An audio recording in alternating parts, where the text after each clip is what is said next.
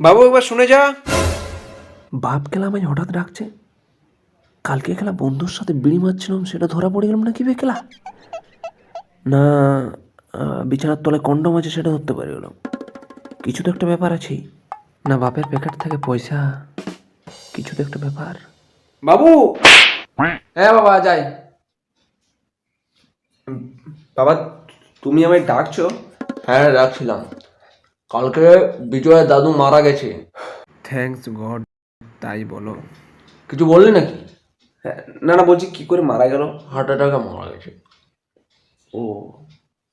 আর হ্যাঁ বাবু বলছি, কালকে ওই বালিশের তলায় একটা হজমলা প্যাকেট দেখতে পেলাম। আর হজমলা প্যাকেটটা খুলে দেখি না একটা বেলুন আছে। ওর সুমনের বার্থডে সেলিব্রেশন করার জন্য ওই বেলুনটা এনেছিল। ও, খুব দামি বেলুন নাকি রে? হ্যাঁ বাবু, খুব দাম, 30 টাকা করে দাম। আর মানে বেলুনটাতে দেখছি চকলেট চকলেট গন্ধ করছে।